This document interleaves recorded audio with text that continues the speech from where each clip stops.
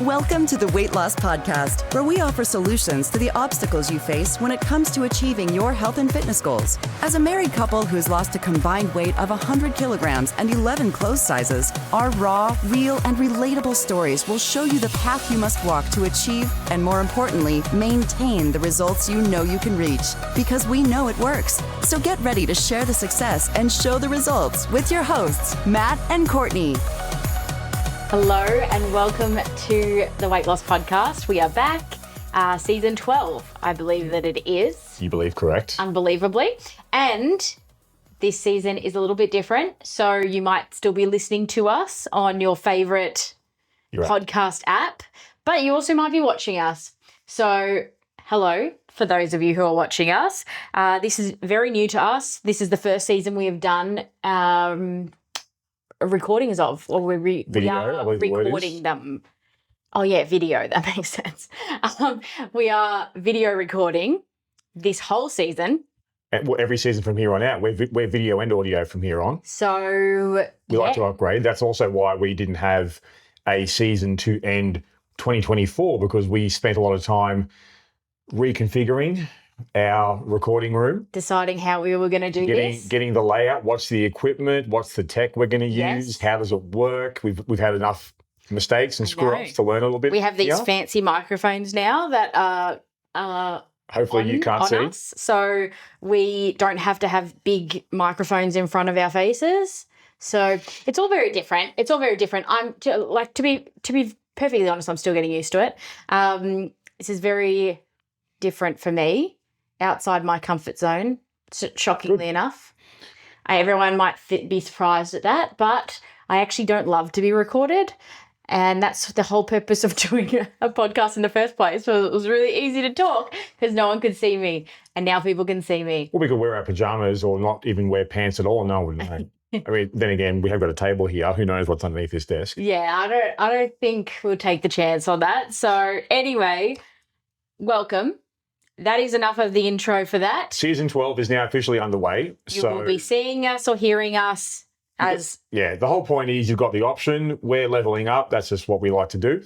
So we're today going to have a conversation, Courtney and I, about the biggest lessons that Courtney has learned over the years. So we should just say, if you are listening to us and you didn't realise that you could watch us, the video will be on YouTube, correct? Spotify does video as well, so there'll be video on Spotify and YouTube for sure. Yep. Oh, that's cool. Well, that's where you'll find us. Clearly, I'm very involved in that sort of tech side of things.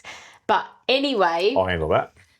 Sorry, go on about today's episode. Yeah, let's get going. Courtney and I are going to have a conversation about the biggest lessons that she has learned over the years. So we would like to invite you to basically be a fly on the wall as we have a chat about what Courtney has taken away from her experiences thus far. And, well, my job's to dig in here and see what we can learn from what you have learned. So let's get this underway, Courtney. I feel like I have to set up, people are watching me from the side. The side profile is not my best profile. My advice is to get over yourself. I do hunch a lot when I sit. Get over yourself. Let's have a conversation. Yes. So sorry, go on. You have written out here. We have notes. I love notes. They're essential, especially when you want to at least pretend to be organised, as we do. Yeah. So you've written out your 10 biggest lessons that you've learned over the years. So I want you to take us through what you've got here, and let's flesh out each one from your perspective. Right. Or as you like to say, your truth. I never say that. You all the time say that. I never say that, but sure. Number one, decide on your why.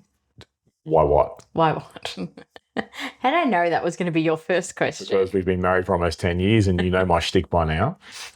So we've spoken a lot over the years about the why, but basically the why is a strong reason for doing what you're doing. So if you're wanting to make a change, it's the strong reason why you're doing it, which is deciding on your why.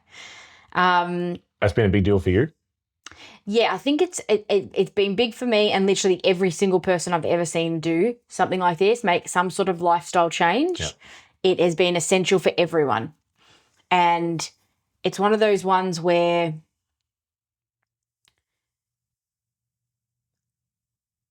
it has to be strong enough. So it's not just as easy to say, oh, my reason for changing is this.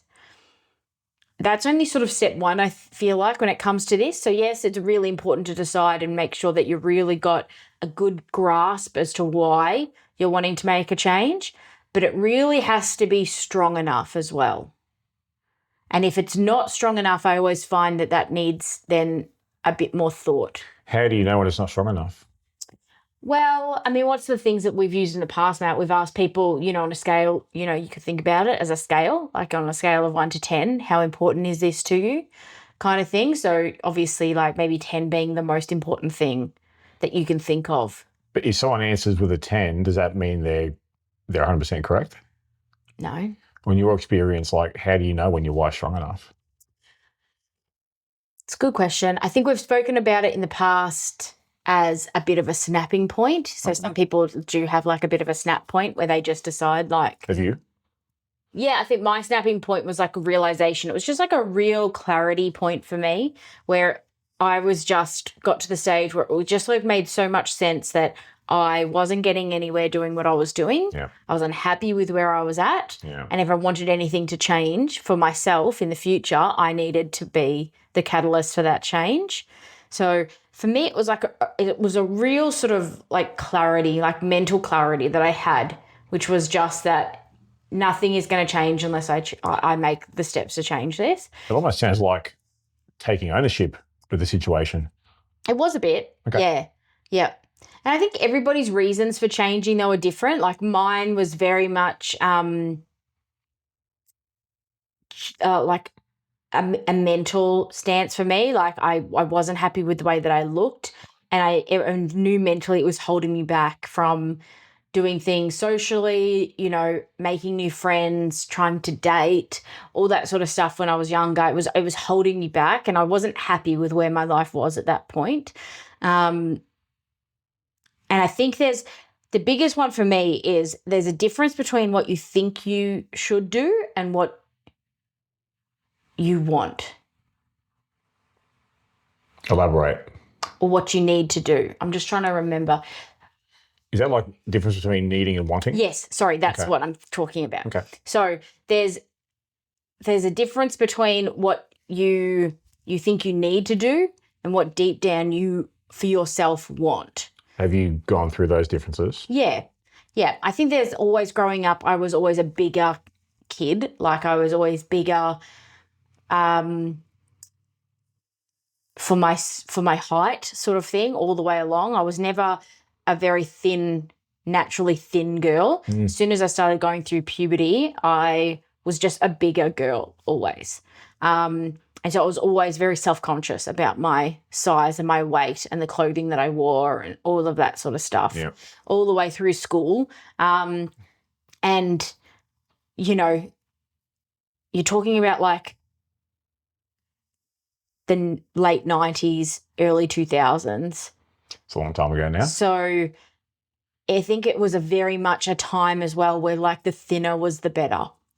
Okay. And I think there's always certain social society pressures put on women to look a certain way. Now, here's a question, because me being an ignorant male, is that society pressure or self-made pressure or somewhere in the middle? I think it's somewhere in the middle. I was lucky enough at that time not to have the influences of, say, your Facebook, Instagram, those social media platforms didn't come in until I was like finished high school. Yeah. And so I was sort of at the stage where, I think it's still sort of, you can get sucked in at any age to that sort of bombardment of imagery, of people showing only the best parts of their lives in snippets. But I think that I still consider myself lucky that I didn't have to deal with that when I was, 12, between the ages of 12 and 18, really. So photos last forever now. I don't have photos of myself when I was back in school unless it was like a class photo. Yeah. I just never really took them, and I definitely wouldn't have kept them. So to me, at least that was a bit of a blessing, I think. So I think that there's a lot of people these days that have it, especially young adolescent girls have it a lot differently. Mm-hmm. But I also think that there is a bit of a pressure because I think every generation has like an aesthetic, a beauty aesthetic that is aspirational. Okay. I think. Yep. And I think that as females, we can often, in my experience, get sucked into feeling like that has to be us. Like we're not beautiful or we're not going to be desirable unless we fit into that. Okay. And that could just be me. That's just my experience. And I know back when I was younger, the thinner was definitely the better. There was not like a curvy girl. Thin as in skinny. Yeah. Yeah. There was no Kardashians back, when I was, an adolescent growing up. So No such thing as strong girls? there was no strong girls. There was no curvy is sexy. There was no curvy athletic was sexy. Just skinny. It was like, I think it was sort of like the tail end of the 90s, like Kate Moss, like. Oh, the underfed, malnourished look. The real like supermodel. Yeah. Thinner the better kind of thing. Okay. Like I remember back when I was younger, like Tyra Banks was considered curvy. Really? Like she was a supermodel, so she was still thin. Yeah. And that was considered curvy back then. And so there wasn't a lot of that was, what was promoted. And obviously back then, without social media and things like that, you just had what was on the TV, what was in the magazines in front of you, what people spoke about. That was what was the norm. Yep. So I definitely felt the pressure to think that I should look a certain way. Okay. Which is different to maybe what you wanted. Correct. Okay. And I feel like as well back then I never really stopped to give myself grace to say, okay, like what do I want my body to look like? What do I feel sexy looking like? Happy? What do I feel comfortable looking like? Right. What is going to suit me and my body type? Yeah. And I was quite an athletic, like sporty person, so what is going to suit me in general? Like what do I want to look like? What's going to suit my frame? What do I want to look like? Yeah. That That was never a question that I grew up thinking to myself. It was always what I should look like, what I'm supposed to look like. Two very different things. Two very different things. And I can imagine chasing after something that you think you need to get as opposed to what you want to get would feel a whole lot harder. Very much so. And that's why I think that I spent so much time giving up on trying, it was yo-yoing between trying something, giving up because it didn't work, it was too hard. I wasn't emotionally invested in it because I think deep down maybe I knew that I wasn't going to like the outcome. I wasn't going to like getting to the outcome. There was just a lot of things in there that I just wasn't happy with. Probably hard to fully buy in when you're not fully bought in to the result you're working towards. I think so. I think when you don't have a clear idea of what the purpose is, so what do you want to achieve from it? Purpose, good word. Then when you're only focusing on the doing and not the outcome, it becomes really easy to quit. Yep. And it becomes really easy to stop doing it because there's no investment there. How do you know when you've found the right why, the right purpose? I think personally, because all I can speak about is my own experience. Well, it's your truth, as you like to say. Stop it. I think that the biggest thing for me was I don't think I can explain it any other way than just saying that it was just like a real clarity moment for me. Yeah. Where I knew that I got to the stage where I knew that I wasn't happy with myself. I wanted to make changes, but I got to the stage where I had lost also that need to look a certain way, and I just wanted to more see like, okay, what can I do with my body? Like, what can my body do for me? I know I want to look better. Like, let's actually look at what this looks like and make a goal from there. So it was a case of me embracing the fact that, yeah, I actually want curves because I want to be strong, and I want to lift weights because I wasn't doing that before, and I want to see what that does for me. And I'm fine having thicker thighs, and I'm fine with that. I actually would like a better looking butt. So I'd actually like my butt to look bigger because it didn't have any shape to it. So it was just those things, knowing that, yeah, I'm quite heavily chested. Like, my boobs are big. They've been big since I went through puberty. It's just the way that they are. It's not a case of my chest is bigger because I'm overweight. It was like, this is how you're built. Ever since I went through puberty, my bra size went up, and that's just like what it is. Some women, that just happens, right? Yeah. And that was for me, and I had to accept the fact that was it. I used to hate having larger breasts and hate how it looked in clothes. I hated everything about them.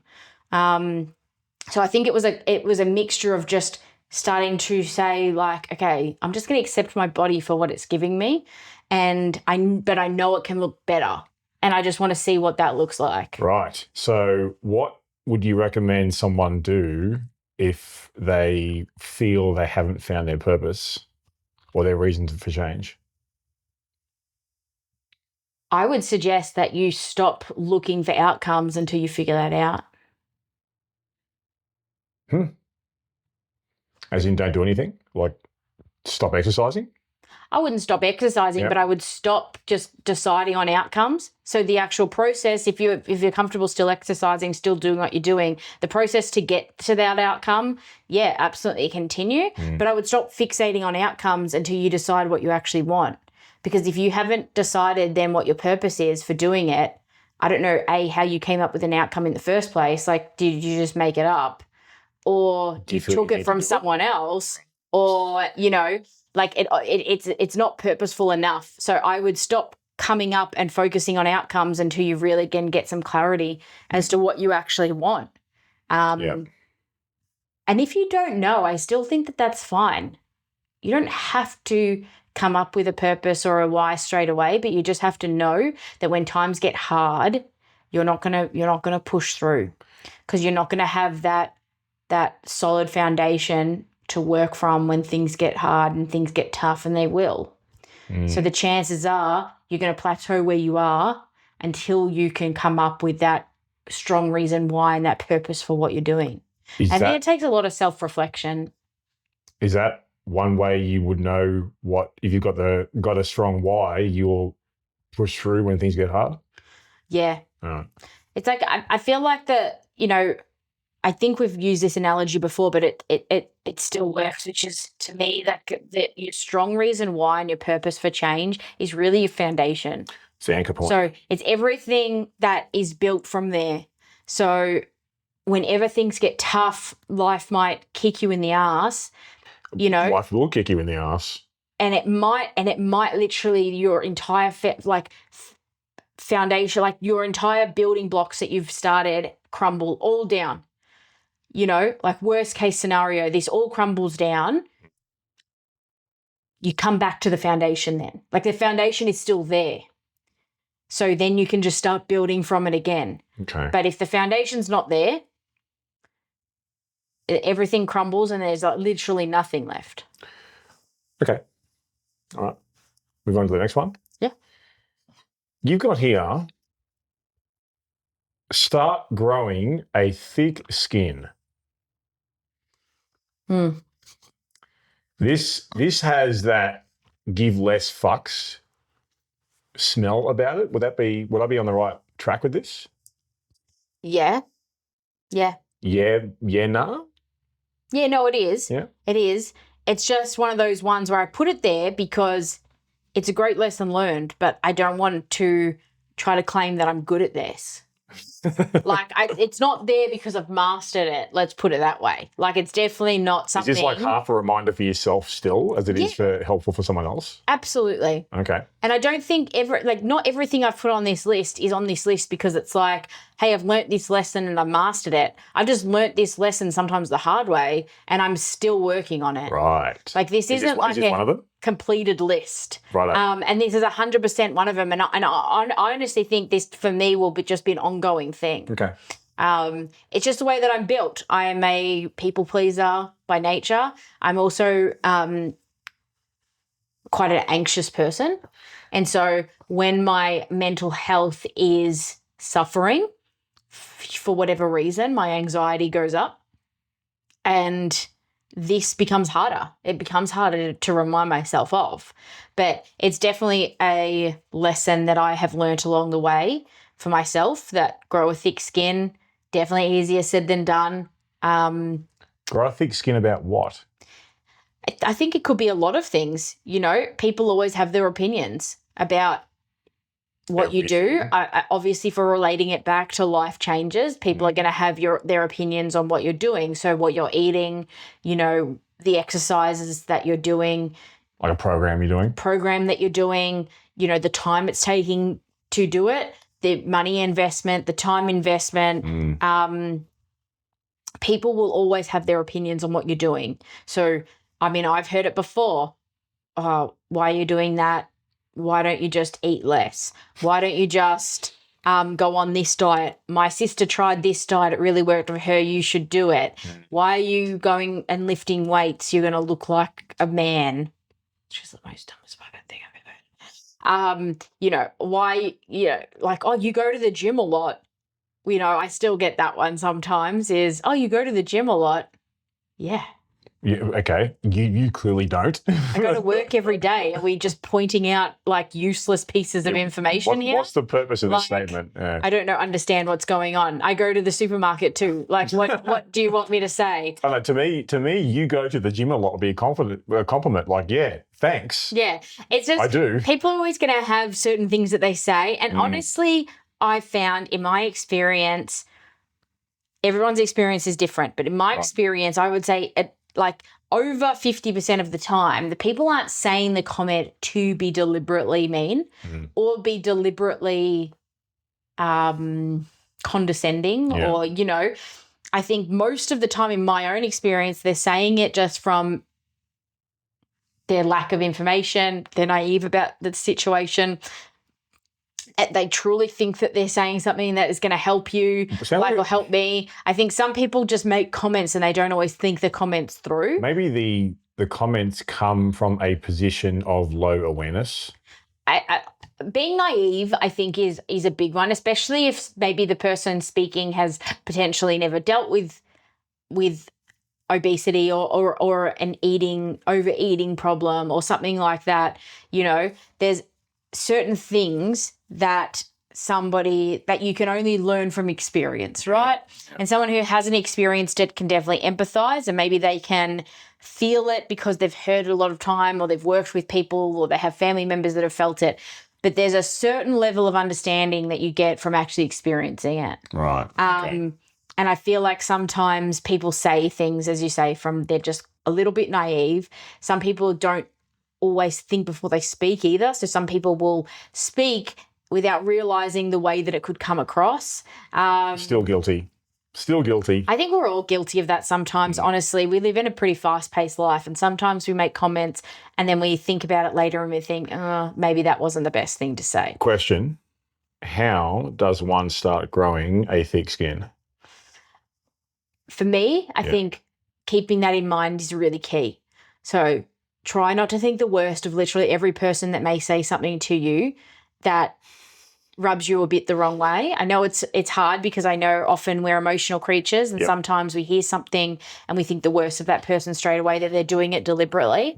Just try to have a little bit of pause and say, okay, maybe this person isn't trying to be an asshole. Like, just have a think about that. And then also just think, again, for me, I stopped correcting people because it took more emotional energy for me to correct people than it did to just let it go. Right.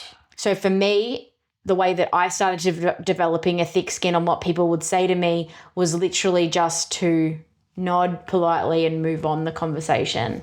I wouldn't engage in the conversation or try to explain my stance or what I'm doing. It's none of their business and I don't really care about their opinion. So it became a bit of a thing for me to start doing this, was just to try to believe the best in people where possible and just to move the conversation along. Okay. Because it wasn't worth the hassle to me. And in doing that, it allowed me to also move on from it, and I just wouldn't take it in. Like, I just wouldn't put emotional energy into that conversation. It's obviously a little bit harder the closer I find people are to you. Yeah. So, spouse, parent, child, best friend. I feel like the closer that relationship, the harder I think those comments do get. And it does become harder to let it go. Yeah. And they are the ones, though, that then I think need a deeper conversation. Mm-hmm. But I'm, talking about like work colleagues or, friends, but they aren't really in your inner circle. Yeah. Those are the ones that I just wouldn't engage with and just let it go and change the conversation, change the topic and move on. Okay. What have you got here for number 3? Don't rely on motivation. Okay. Why? Don't rely on motivation because it will come and go, always. I'm not saying motivation doesn't exist. It's obviously a thing that exists. Of course it exists. And sometimes we will rely on it. Sometimes we'll use it for our benefit. But we can't get in the habit of expecting it. The expectation that we're always going to have motivation is wrong. It's off base, yes. So it is not a long-term thing. It will float in and out of your life. Absolutely. You found that? And 100%. And if you float with it, then like if you're only going to do something when you're motivated, then you're not going to have any consistency with your programming. Give me an example for you personally, where you've been motivated versus when it may have just not been present. I think, like, as I said, it's a wave, right? I think it's no secret that I talk about how much I hate going to the gym and exercising. But I'm not saying that that's constant, right? There are days where I literally get up. This morning was a perfect example. I went to the gym and I did my weight program. It was leg day. And I got up. I had a really good night's sleep. I got up. I went straight to the gym. The gym wasn't crowded. I was excited to get stuck into it. Really? There was no stuffing around. It was in and out. The weights felt really good. Great. A good day. Yeah. Next Sunday, when it comes to leg day again, the chances of that happening again are probably pretty slim. Well, okay. It just depends, right? What's the opposite in your experience? Maybe I've had a bad night's sleep. Yep. I might be tired, lethargic. It could just be one of those days where my body's not cooperating with me. Period. Maybe I'm going through my menstrual cycle. Maybe I've got pain. Maybe I've just feel bloated and fatigued. What about the couldn't be fucked factor? Couldn't be fucked. Sometimes That happens? You just don't feel like it? Like, realistically, the way my work schedule is at the moment, and I think there's a lot of people out there that are similar, right? The way my work schedule is at the moment, I tend to at least work 6 days a week. So Sundays tries to be my day where I don't do any work.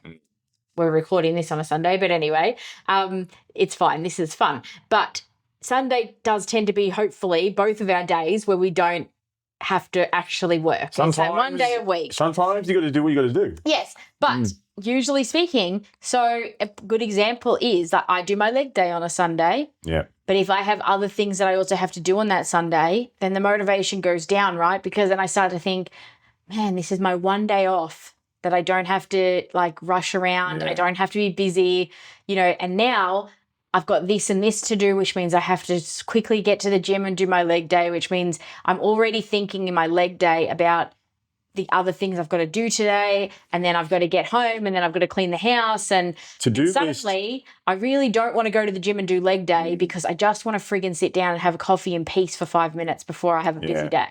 You don't want a to-do list on a Sunday. It could be that I've had a super busy day at work and something came up which meant that our workday extended past when we thought it would. And I'm still thinking to myself that whole time, shit, I've still got to go to the gym. I've still got to go to the gym. And now I'm going to go to the gym in peak hour with every other bloody person around, and it's going to be a shit show at the gym. The worst. It's going to piss me off because everyone's going to be in the gym in my way.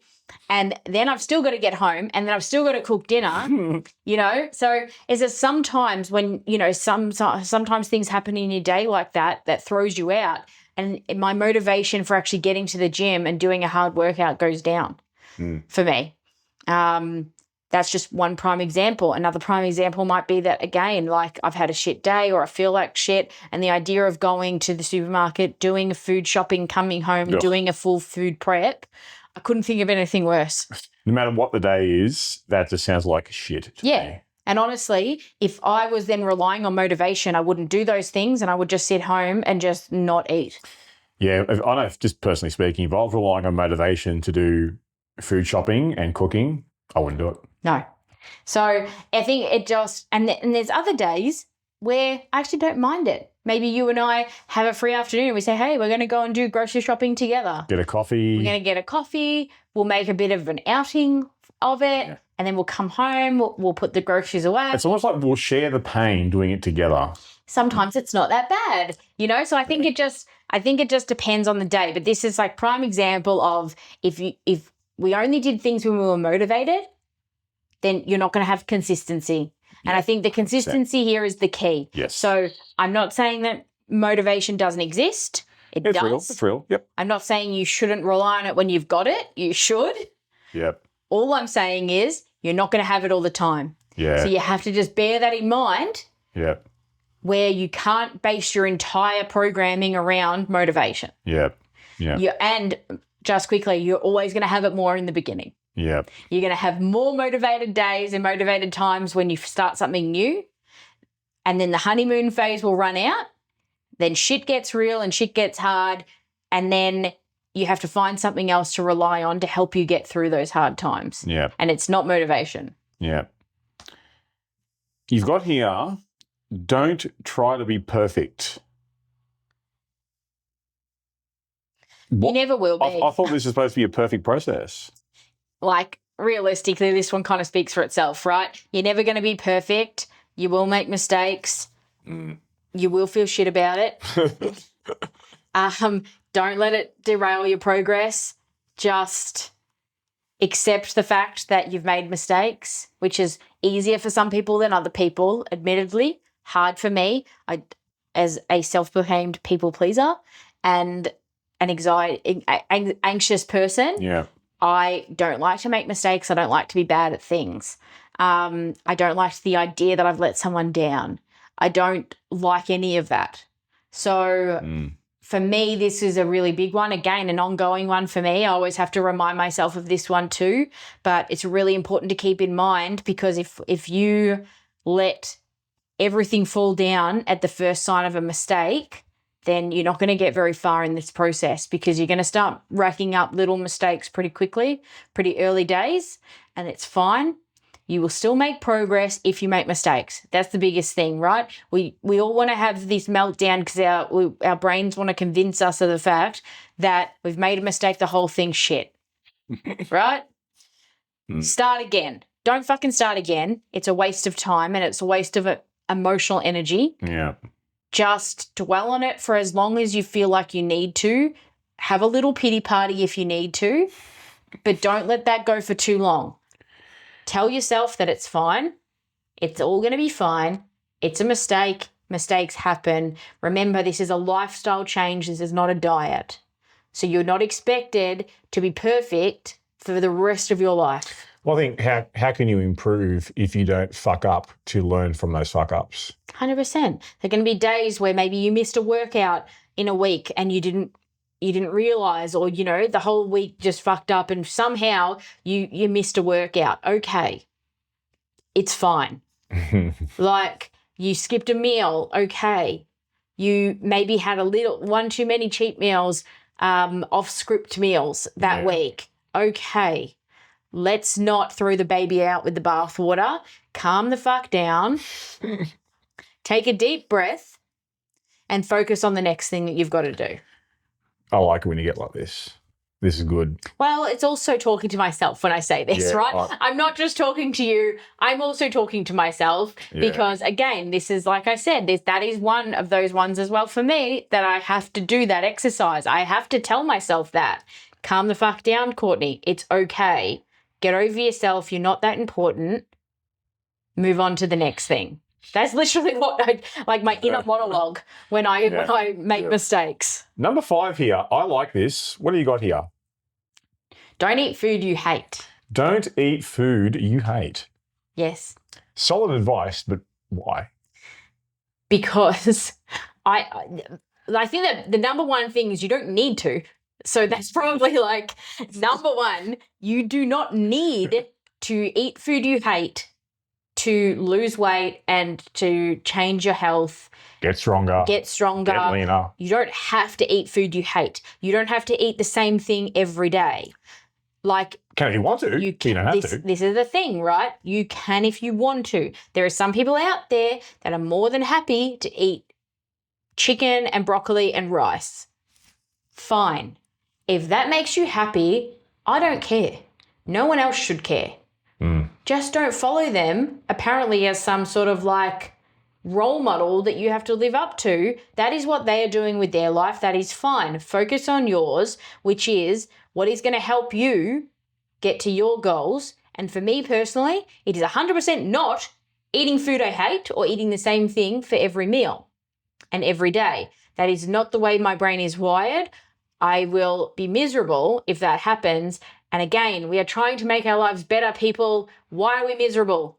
It doesn't make any sense to me. Yeah. So just remember, yes, there are sacrifices to be made. You can't eat chocolate in every meal and hope to get healthier and lose weight. Wish you could. Wish you could. Wish you could. You can't do it. So yes, when I say don't eat foods you hate, it doesn't mean that I'm saying that you can just make no sacrifices and eat the same shit and get the same result. Well, if you're trying to eat the same shit that got you fat. Yes. What I am saying, though, is that, yes, you don't have to eat boring food. You don't have to eat vegetables that you hate to get into better shape.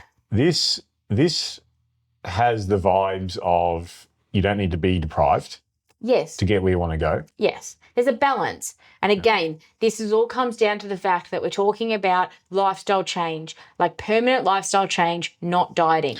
So dieting is more associated, and this is where we have to get our heads around the difference here. So dieting is associated often with tougher restrictions because often they're designed to lose the most amount of weight in the shortest amount of time. Yeah. And to do that, you need to be really tight. Like really tight with your nutrition, really tight with your exercises. Like everything needs to be controlled a lot more in order to get results and get results really fast. We're talking about lifestyle change. So we're talking about permanent change, changing your lifestyle for the better. So we are talking about a longer stretch of time, right? This is going to take a long time. So you have the opportunity to do that. And this is where I think this mindset of diet culture versus lifestyle change, this is where this one I feel like comes in. I think also with this one, if you're thinking or forcing yourself to eat food you hate, the whole thing fails the sustainability test. For sure. Because how long is this going to last? You're not going to survive it. Like you just won't. When you're talking about maybe 6 weeks or something like that, maybe 12 weeks, yeah, fine, okay. Maybe you convince your brain that it's going to be okay because you've got a time frame, right? As soon as that time frame hits, because you've been telling your brain the whole time, we're just got to get through to 6 weeks, we're just got to get through to 12 weeks, right? As soon as that happens, your brain's going to shut off thinking like it has to do this, and you're just going to go back to eating the way that you used to eat. And it might be slowly, but you will 100% go back to eating the way that you used to eat. Well, then you think if it's like a short timeline of, I'm going to be super strict for this period of time. Well, once you expand that timeline and it's like, well, okay, where are you going to be this time next year? This time the year after? Are you going to be eating the same stuff? Yeah. That you don't like? Yeah. And it's just too, life is too short, I think, to be miserable about what you're eating. The whole point of making these lifestyle changes is that you feel better about yourself, and that, yes, you've got to look better, but it's also about functioning and feeling better. And if you don't get all of those 3 things in what you're doing, then it's not going to be sustainable. Okay. Number 6, you've got here, listen to your body. Yes. What's up, man? Well, I think that, it's pretty self-explanatory. What's up, right? Your body will tell you, like, Tell you what? everything from that you're starting to feel and function better. Okay. It'll tell you that it's fatigued and it's injured, and maybe you're pushing it too hard and you're not resting enough. It tells you a lot of stuff. If Energy? you actually energy. If Like, I've got more? if you've got more in the tank, if you're not pushing yourself hard enough, if you're leaving the gym and it didn't feel like you did anything, if you were able to hold a conversation your entire workout, then you didn't push hard enough. If you've got more in the tank, if you're depleted, if you're constantly getting injured, I think that from both sides of things, I think your body just tells you a lot of stuff. Your body also shows you when it's changing in small ways. Okay, such as your skin might be clearing up. You might be definitely feeling a bit more energy. You might not be having so many sugar cravings. You might be able to play with your kids for a bit longer than you used to be able to. You might have better hair growth. Your nails might be stronger. These are all things potentially that you can notice in your body before maybe you notice potentially like clothes sizes dropping, things like that. But your body will definitely give you a lot of feedback. Do you believe that you feel it before you see it? Oh, absolutely. You went through that too? Yeah. I feel like as well that just from a mental standpoint as well, because we're so inclined to think the worst of ourselves, that feeling like we're actually changing in the mirror is going to be really hard for us to see. And it tends to be when like bigger changes are really happening. So little changes we tend not to see because we're not recognizing our body for what it truly looks like often. Yeah. We're always thinking the worst of our body. So it does become really hard to see physical changes ourselves when we're looking maybe at pictures of ourselves or something like that. I found in my situation I really couldn't see the changes until they were like I dropped a dress size kind of changes. But yeah, like if I look back on my pictures now, like the shape of my butt was changing, like, the like where my muscle was versus my fat was shifting. But because to me all I saw was fat, I didn't, and because maybe I was wearing the same size clothes, I didn't think that I was physically changing. Okay. So I definitely think that we see physical change in our own bodies last. I completely agree. We'll go to the next one. Now, you've got here, one more lap. Of what? Well, again, I hate exercise, right? No. I know. Breaking news. I think we've spoken about it as well before. So this is actually something that you taught me, because I would just go to the rep range I was supposed to go to, right? And you're constantly on me still about this to this day, which is if you can do more, do more. Don't just go to what's scheduled on your workout sheet. Yeah. Like, this also comes down to listening to your body, right? If your body can give you more, give you more. So I wouldn't do that though as a default, and I still have to be reminded of this to this day, because as a default I will just do whatever my schedule tells me to do. You'll check the boxes. Correct. And I think that also comes down to just me disliking exercise generally. Like, as a general rule, I'll definitely have days where I'm more into it, but if you asked me whether I could look the way that I look without ever exercising again, would I be upset about it? I wouldn't be. So it's definitely not a love. So for me, especially if I'm maybe not having a great day, my motivation's not there, my default will be, well, my schedule said to do 10, so I'm just going to do 10. And if I can do 10, I'm just going to stop at 10. Whereas, the one more lap lesson is, could you have done a couple more? Even though your schedule says do 10, could you have done 11 or 12? Could your body have allowed you to do 11 or 12? Yeah. And if you could have, you should have. Have you learned to ask that question in the moment, or is it still after the fact? It depends on the day. Okay. Yeah. So for me, this is still a work in progress. For me, like if I'm particularly down on myself, like my motivation's down, I don't want to be there, it's been a really hard day, maybe I'm feeling like shit. For me, my default will just be to default back to the number that's on my plan. And I will often realize it afterwards that, oh shit, I could have done another one. Like I could have done 11 instead of 10. So how do you improve at that? For me, it's just like a mindset of constantly trying to remind myself when I'm in the gym that the number is an aim. It's not the number. So I'm aiming for the number, but it's just, I literally just have in my head now when I do, like if I get to 10 and I feel like that was easy, I literally will remind myself I just ask myself the question in my head, could I have done another one? Even if I've racked the weight. It happened to me this morning. I racked the weight. What 10. exercise? Leg press. Really? Yeah, I racked the weight at 10, and then I thought, oh, I could have done more. And What did you do? I unracked the weight and I did 2 more. Very good. So very good. It's one of those ones where even if I've racked the weight, I try to think to myself, could I have done another one? Could I offer you a bit of advice? Next time when you do it, get the number out of your head. Yeah. The mentality that helps me is I'm going to go until I can't go no more.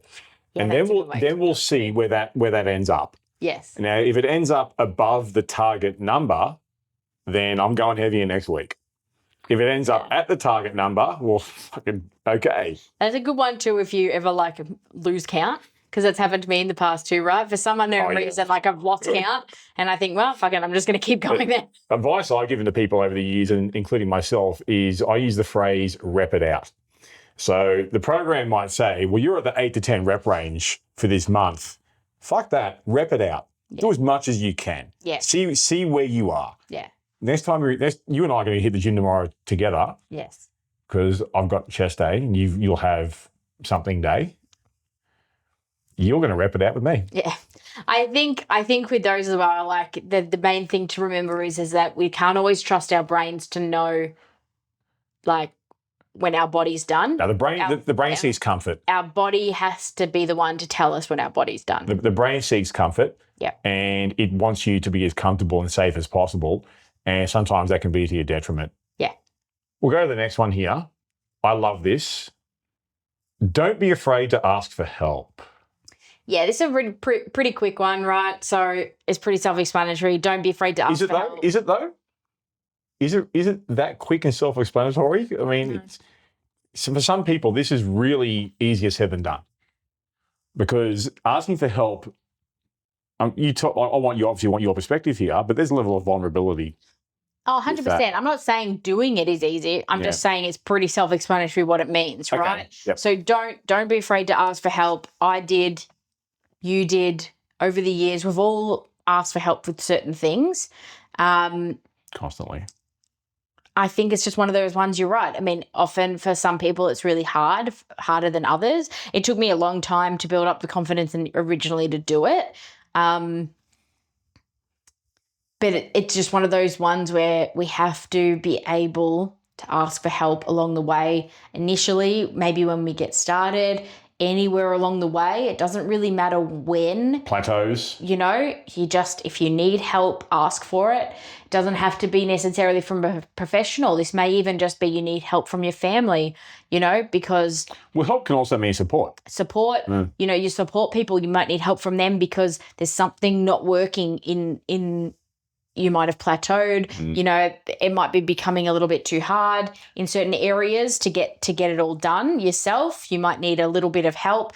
And I think like one thing for me that I've learnt over the years is that it's still vulnerable for me to ask for help. Again, I don't love to do it, even still to this day. But I think we also need to remember that people can't read our minds. And so we can't expect everybody in our lives to just notice when we're struggling and to offer. And I think that's one of the biggest things for me. Like, this isn't a romance novel. Like, people can't read your minds. People have their own stuff going on. Yeah. You know, your partner's got his or hers shit going on as well. Everybody's busy. Everybody's stressed. Everybody's working towards something. And unless you have open communication with the support people around you, or you're willing to reach out to a professional for help, then people can't always help you. Yeah, you might get lucky and people might notice that you're struggling and offer to help. But you can't rely on that, because the chances are they won't, and that's not their fault. I mean, we can't believe that everybody's going to come to rescue us. You have to put yourself out there and take control of your outcome. And this all comes down to outcome, right? Your purpose for doing it. You have to control that. You can't rely on other people to control it. I love it. Number 9 here, celebrate along the way. Yeah, these are the small wins. So A favourite phrase of ours. Small wins, super important. And this is what I've mentioned earlier in this list, that, you know, we're going to be our harshest critics always. We're always going to hate to make mistakes. We're always going to be our biggest critics. Yeah. We're always going to see the physical changes last. And as I've mentioned, it's a really long journey if we don't at least celebrate how far we've come, what we're doing. Yeah. And so when we talk about little wins and always celebrate them, it could be something as simple as, you know, people say like, oh, I went to every scheduled gym session that I had for this week and I did it. I did them all. Well, that's fucking amazing. Especially if you're someone who's been inconsistent. Especially if you've been inconsistent. Yeah. Especially if there's a whole new world to you. You may never have gone to the gym in your life. Or it scared the shit out of you for years. Or it scared you and you've been able to do it. Yeah. Like, stop. We need to stop minimizing things as unimportant because we're worried that people will judge us, or society says that you're just supposed to be able to go to the gym. That's not something to be celebrated. That's bullshit. We have to stop doing this to ourselves.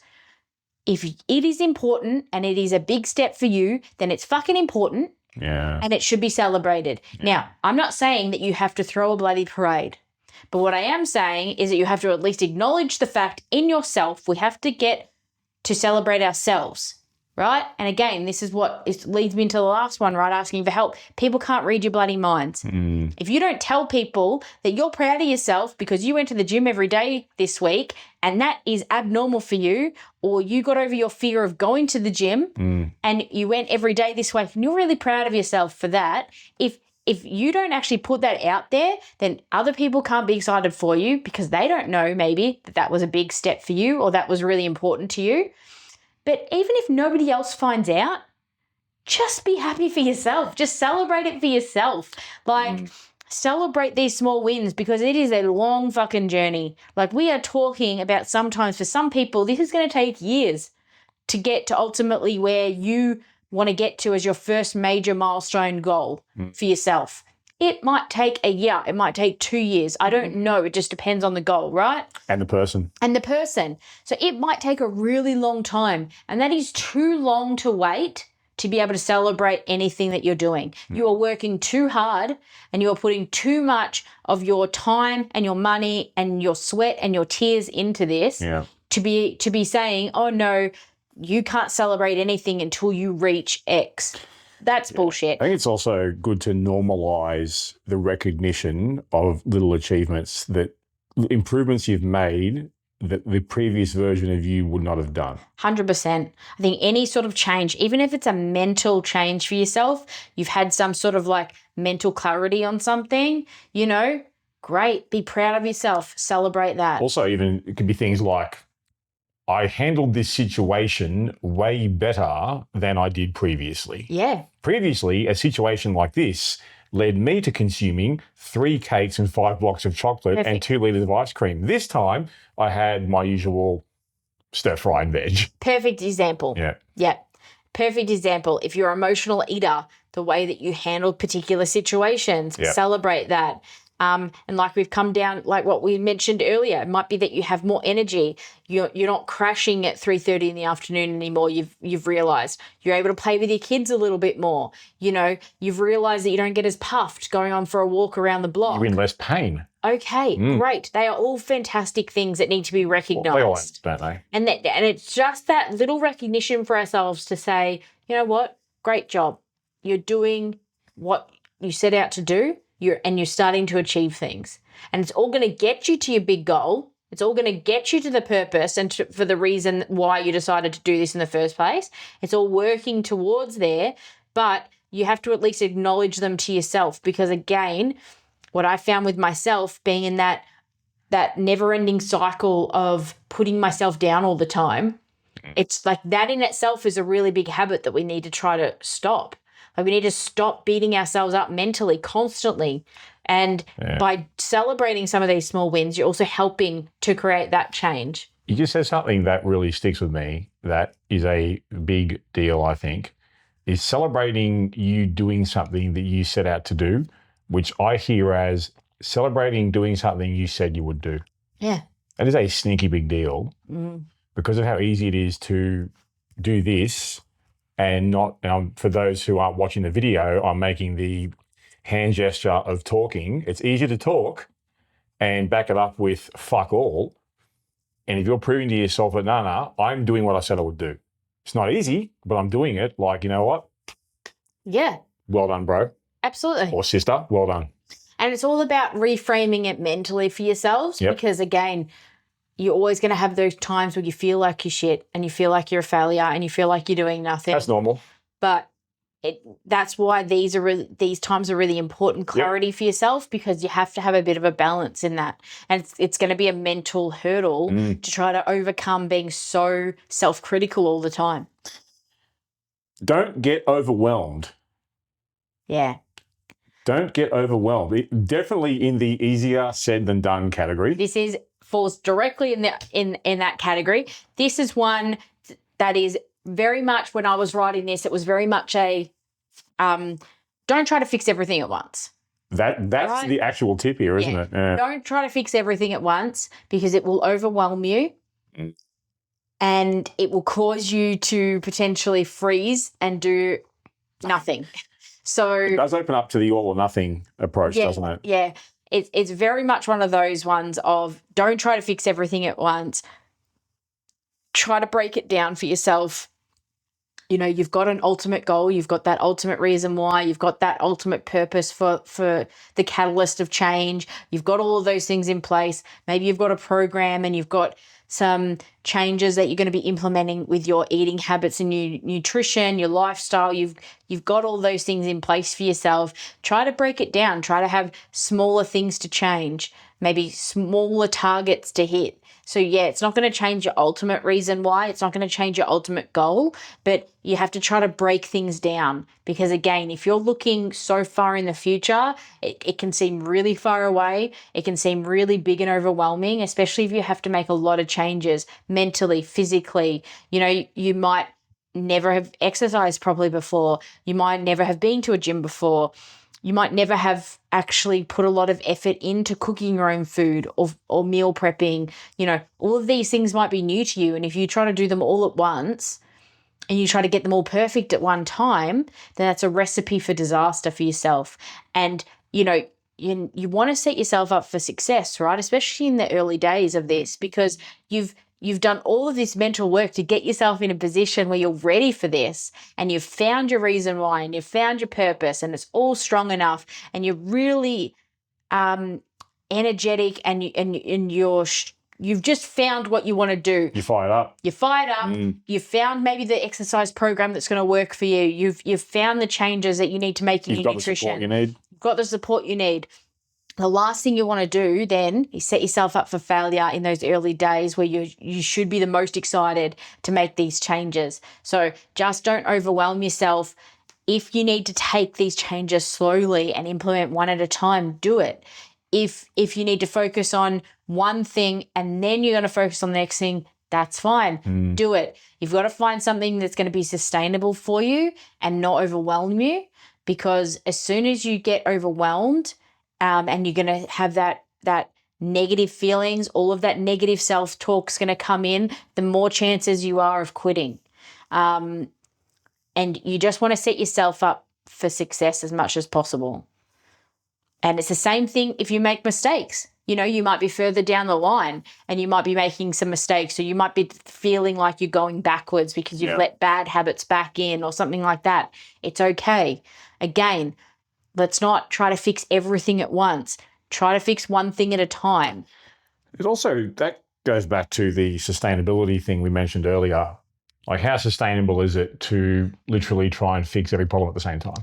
I think as well, like you've said it really well in the past yourself, Matt, where you've said, try to get away with changing the least amount possible to get the most result, right?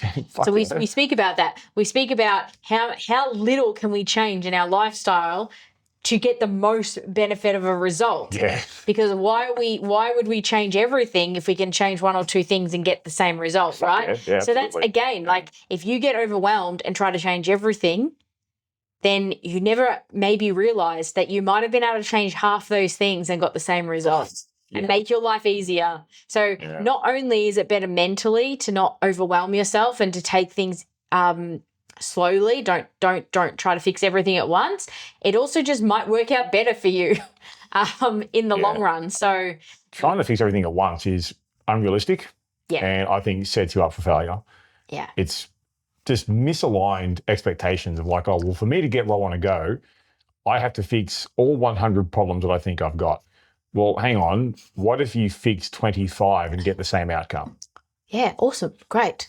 I mean, I'm fucking lazy. I would like to do the least and get the most. Thanks. 100%. I'll take that option. Last one. You've got a bit of a bonus one down here, Courtney. A final lesson you've learned. Don't underestimate sleep and stress. Yeah, again, this falls into the constant issue for me category. It's definitely been a lesson learned, but it's something that I will have to really focus on a lot, all the time, because I think I am one that definitely, like when I was younger, I definitely didn't put enough emphasis on how stress and sleep impact your body. And they impact you a lot? Yeah. How? Yeah. How? What do you notice? Sleep for me is really important. I wouldn't say that I need like an above average amount of sleep, but and you know, on a once off occasion I can function quite fine on a below average amount of sleep. Yeah. But if I have sustained below average amounts of sleep, that adds up. Adds up a lot. What do you notice? Just everything from food cravings are different. Really? Yeah, my food patterns are different. So like if I have sustained periods of time where I don't have enough sleep, I will get up in the morning and not feel hungry at all. And this is for someone who constantly eats breakfast. So my metabolism is used to eating in the morning. It's not like that. So it's very odd for me. Okay. But I will get up in the morning and I will feel nauseous if I try to eat first thing in the morning. Really? Yeah. So then that throws out your entire day of eating patterns, right? Because then I can't eat my first meal till later. And then that throws everything else out. I just feel out of whack with my eating and my nutrition feels off. And then when your nutrition feels off, that doesn't help your fatigue levels in the first place. My sugar cravings will go up. Then my stress levels will go up. Like I will just feel more anxious. So sleep definitely affects my anxiety as well. Sleep sounds like an anchor point for you where when you get it right, a lot of things flow on from it, but also the other way around. Yeah, definitely. It's not just, oh, I didn't sleep too well last night. It has this flow-on list of things that get affected by it. Correct. Yeah? And I think I just need to be careful of it because me personally, sometimes I can suffer from bouts of fatigue. So depending where I am in my menstrual cycle, depending what I'm doing hormonally, depending what medications I happen to be on at the time. So shout out to IVF. Like it's no secret that, you know, for the last, 4 years, we've been 4 or 400? going through fertility, and I think 3 of those has been with IVF. So, and I have endometriosis. So just generally speaking, sometimes I will have bouts of fatigue around my menstrual cycle, depending where I am in my menstrual cycle. So pain. So then pain will affect the sleep, which then has a flow-on effect the rest of it. And I will just generally get bouts of fatigue, depending where I am in my cycle. And then there's cycles where I might be on extra medication because of IVF, and then that will often come with fatigue as well. So it just, like, fatigue for me and sleep is a really big one, and it can be a big stressor for me. And it can literally just affect everything. It affects my performance in the gym. It affects my my metabolism. It'll affect, like, even my cravings, as I said, of food. Everything. One final question before we go. What have you learned about stress management for yourself? Yeah, I mean, I think the last 4 years have been probably the biggest learning for me on this. This is exactly why I'm asking this. So, definitely, I've been an anxious person. So I've suffered from bouts of anxiety since I was a late teenager. I think it really sort of hit sort of around 18, got really bad when I was in my early 20s, and then I sort of started to deal with it. And now for me, it just goes through, I will just go through bouts of it. So it's not necessarily something that affects me on a day-to-day basis. So I've always had that part. So I've been comfortable with that knowledge of myself, and I've learnt the signs of what it feels like and things like that. But I think for the last 4 years, definitely that has gone through the roof. Stress, again, comes down to fertility, right? It's a really stressful time. Anybody who's maybe dealt with infertility will be able to relate on how stressed it is. Is there a level above stress? Yeah.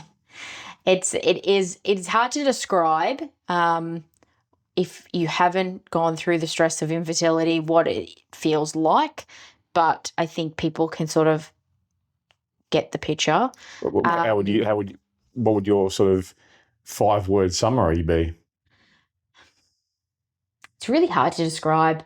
I mean, for me, what we've been through has been stressful. It's been stress that I just would never want to experience for anyone. The stress of not knowing, of trying to figure out what's wrong with you. Then you've got the knowledge of maybe it's me, maybe there's something wrong with me. So you're dealing with that stress mixed with how do I fix it, mixed with, it is like this cycle of like self-loathing because you feel like your body's letting you down when you're trying to do something as beautiful as create a baby. And then you're trying to also deal with that, in my mind, because I'm a fixer, right? By nature, like my personality is I see a problem, I just want to fix it. Yeah. So then I'm dealing with the stress of, well, I've got to fix it. So how am I going to fix it? And then you've got, when you start to go down the line of, being pregnant, losing a baby, which is just a whole nother stress that, again, I wouldn't wish on anybody. Stress is the word for that. The devastation of being pregnant and feeling like you've actually succeeded in what you've been trying to do, and then to have the news that your baby isn't going to survive, and then to have to deliver your baby, and then go through all of that recovery when you don't have a living child in your life, and then to make the decision to continue on our fertility journey to try to still have a baby. It has definitely been a journey over the last few years. One that has tested my mental state several times. It has tested my resilience. It has tested my my belief in the world for sure. It's just tested me in every single stage I could think of. But I mean, we're still here, we're still going. So it's not like we've given up. It's just that, you know, stress it has taught me a lot about myself. It's taught me a lot about myself and a lot about my mental capacity and the way that one of the biggest things I do to deal with it is I try to give myself grace when I'm not having good mental days. I think it's one of the biggest things for me is just not to be too hard on myself. I need to give myself grace for certain days. A lot of introspection, I think. Is that the right word for it? I journal, which is a really big one for me that I've developed the habit of. I think journaling is it's a really, really good tool to use. And I'm a firm believer is there's not just one way to journal.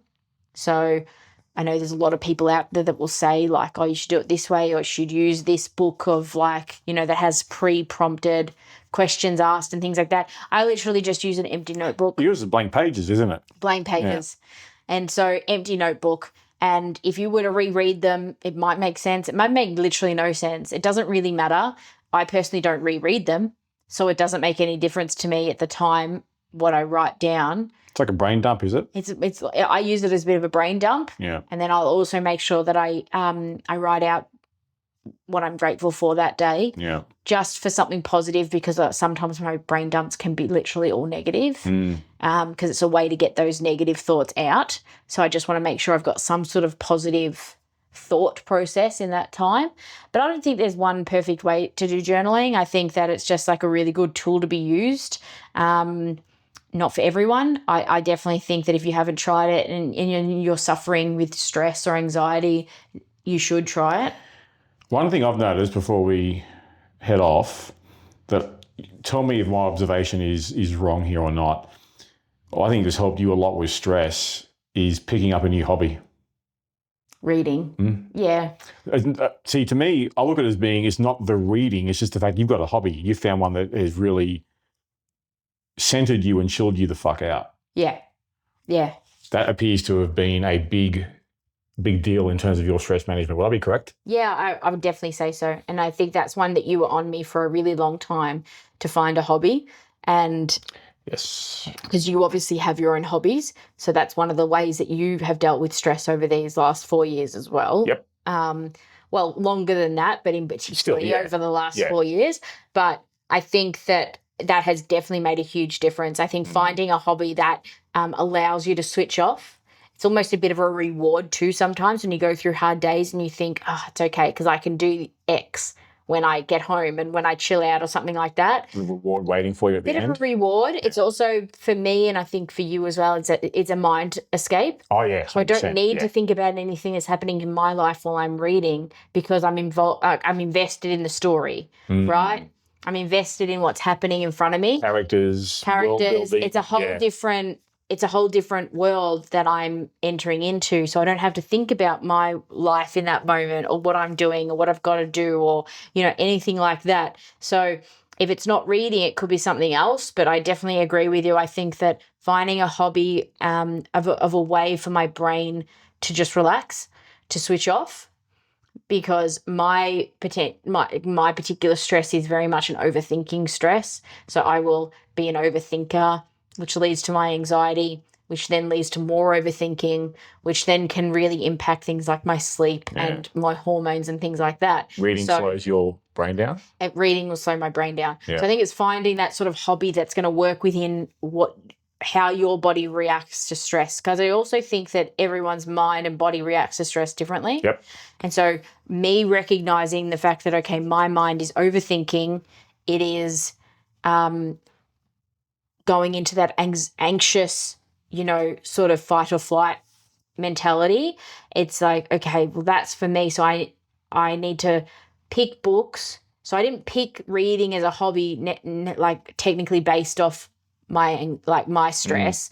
That's not what I'm saying. But I'm saying that when I picked reading, now I pick books that I know is going to complement my mental health, if that makes sense. So I don't go out there reading personally like high suspense books, because that's just going to make me more anxious. Okay. Right? Yep. So I try to work within my mental health, within my hobby, to just to slow my brain right down. Hobbies are trial and error as well. Yeah, You sort of try shit and see what sticks. I mean, it took me years. Like, I didn't grow up a reader. Years, decades. Like, I did not grow up a reader. Matt has been on me for years. If you're an early listener to this podcast, you will know that he has been on me for years to find a hobby. And I was always much like, oh, I don't need one. I'm fine. And then it was, 3 years now?